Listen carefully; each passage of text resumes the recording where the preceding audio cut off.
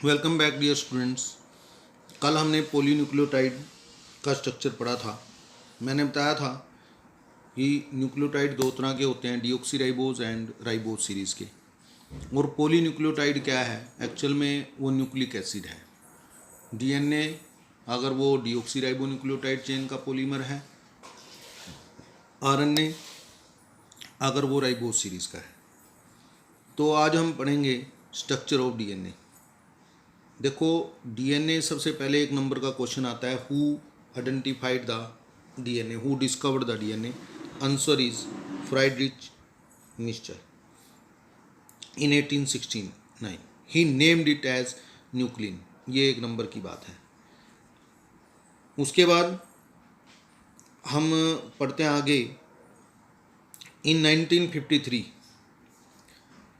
James Watson and Francis Crick, तुम Watson and Crick याद रख कर सकते हो, Watson and Crick proposed famous double helix model 1953 में।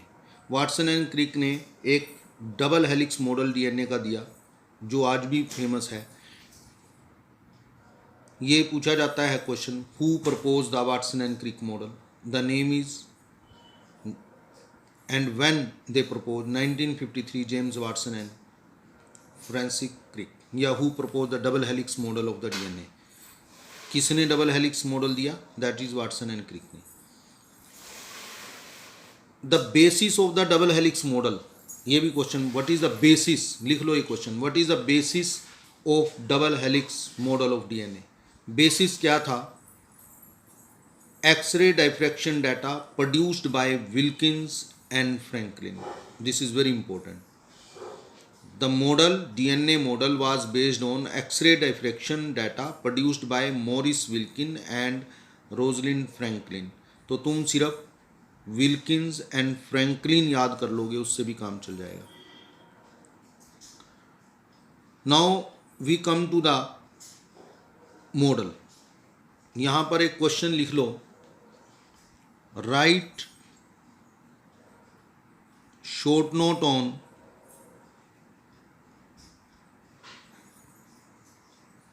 Watson and Crick model.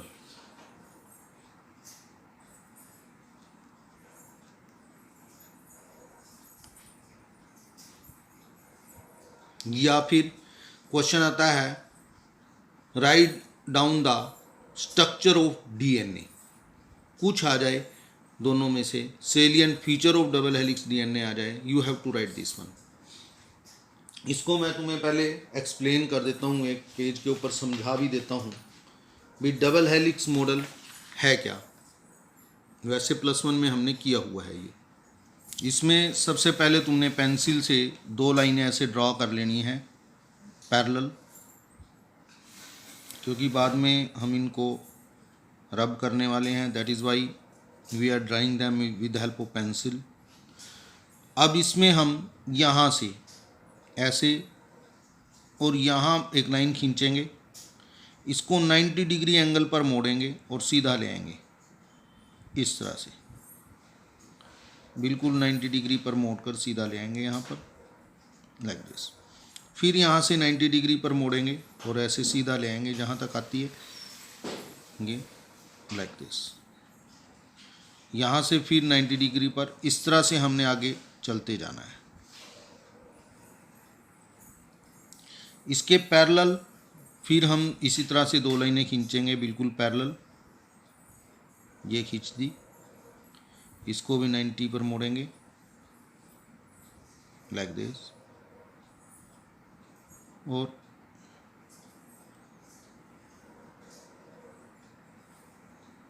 ये डीएनए का स्ट्रक्चर लगभग तैयार हो जाता है ऐसे। इसमें अब हमने यहाँ से डॉट लगाने शुरू करने हैं, यहाँ से यहाँ तक। अगर हम इनको दोनों को गिनते हैं तो 11 डॉट लगाने हैं। यहाँ से यहाँ तक 6 डॉट लगाने हैं इक्वी डिस्टेंस पर, 1 2 3 4 5 6, इसी तरह से 1 2 3 4 5 और ये 6। अब इसमें हम, क्योंकि डीएनए है, हम 4 न्यूक्लियोटाइड हमने बताए थे, याद करने हैं, AGCNT। इनमें से कुछ भी लिखेंगे। यहाँ मान लो हमने A लिख दिया, जो तुम्हारा मन करे। हम दोबारा भी लिख सकते हैं जी, C, यहाँ पर T लिख दिया, यहाँ पर फिर T लिख दिया, एज यू विश, जैसा भी तुम लिखना चाहो, वो चारों में से आना चाहिए। A के साथ हम, A के सामने हम T जोड़ेंगे हमेशा, A के सामने T, यानी T के सामने A कोई भी, और G के साथ हमेशा हम C जोड़ेंगे। It is called base pair rule. ये भी उन्होंने दिया था कि A, वैसे 4 गैप ने दिया था ये रूल, 4 गैप के रूल को भी उन्होंने अपने DNA मॉडल में जगह दी थी। A always join with T and vice versa, and G always join with C and vice versa। यानी A T के साथ जुड़ेगा और T A के साथ जुड़ेगा, इसी तरह से G C के साथ जुड़ेगा और C G के साथ जुड़ेगा। दिस इज, ये DNA का मॉडल था। ये शुगर है, 2 शुगर के बीच में फॉस्फेट है, वो तुम पेन के साथ बना लो, चाहे हमने इसको डिफ्रेंशिएट करने के लिए होल वाला बना दिया, खाली बना दिया बीच में से, बाकियों को हमने भर दिया है। जो खाली है वो फॉस्फेट है और जो बीच में से भरा हुआ है, जैसे ये शुगर है, इधर भी हम ऐसे बनाएंगे। दिस इज, यानी बैकबोन ऑफ द, तो वाटसन एंड क्रिक ने क्या कहा, DNA is made up of 2 parallel chain, 1 chain is this and other chain is this, which are spirally coiled, जो एक दूसरे की तरफ घूमी हुई है स्प्रिंग की तरह। These vertical strand भी बोलते हैं, these are made up of sugar and phosphate, this one is called sugar। जितने भी ये सॉलिड हैं और जितने होलो हैं ये, they are phosphates। The nitrogenous base are attached to the sugar, they are always present in complementary base pair, A always join with T, G always join with C, in this way। The diameter of this one, जो ये गोल structure था, इसका जो diameter है यहाँ से यहाँ तक, उन्होंने बताया it is 20 angstrom.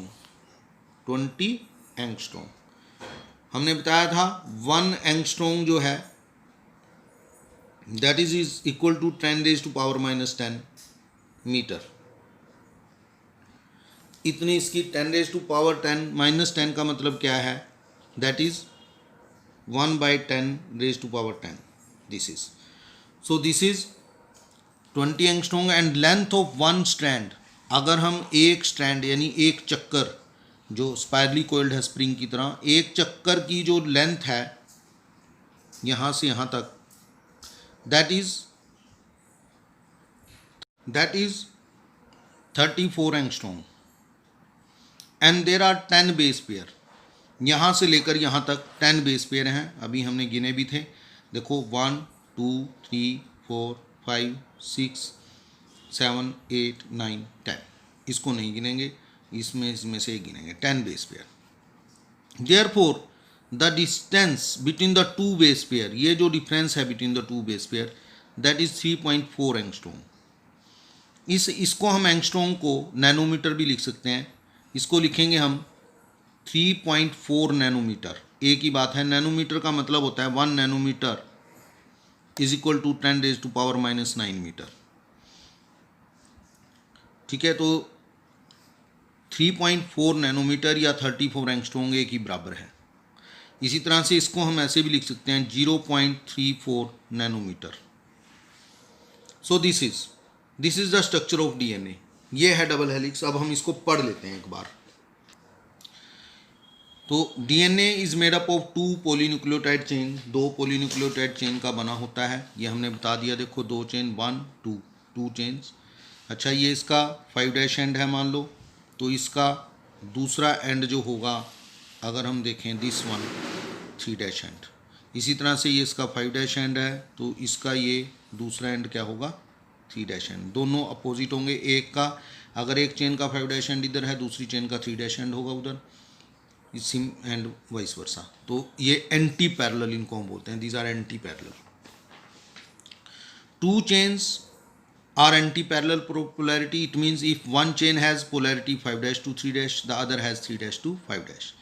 The bases in two strands are paired through hydrogen bond, hydrogen bond की हेल्प से जुड़े होते हैं, फॉर्मिंग बेस पेयर, तभी इनको बेस पेयर बोलते हैं। देखो ये हाइड्रोजन बॉन्ड है, टी और ए के बीच में 2, सी और जी के बीच में 3, ये हाइड्रोजन बॉन्ड है, यही लिखा हुआ है। Adenine form 2 hydrogen bond with thymine from opposite strand and vice versa, vice versa का मतलब उल्टा।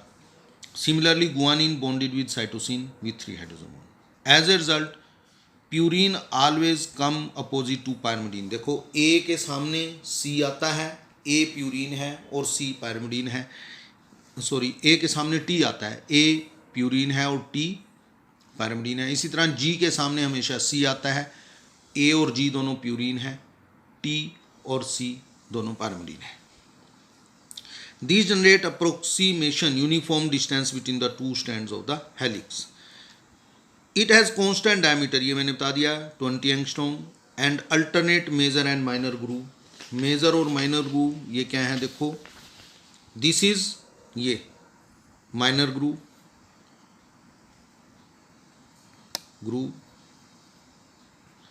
And this is major groove. तो अल्टरनेट मेजर माइनर फिर मेजर फिर माइनर आएगा, ऐसे alternate major and minor group. The nucleotide are joined with each other by phosphodiester bond, ये हमने पहले समझा दिया है।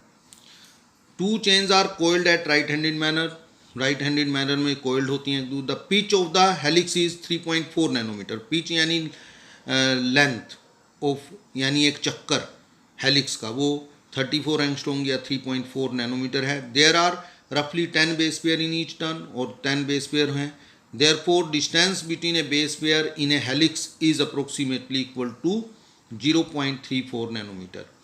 एक टर्न की लेंथ, एक चक्कर की लेंथ 3.4 नैनोमीटर है, उसमें 10 बेस पेयर हैं, तो 2 बेस पेयर के बीच में डिस्टेंस, इसको 10 से डिवाइड कर देंगे तो ये आ जाएगा 0.34। The plane of one base pair stack over the other, यानी एक बेस पेयर दूसरे बेस पेयर के बिल्कुल ऊपर पड़ा हुआ है, स्टैक बोलते हैं, और इससे स्टेबिलिटी बनती है हेलिक्स की। आज हम इतना ही करते हैं डियर स्टूडेंट, थैंक यू।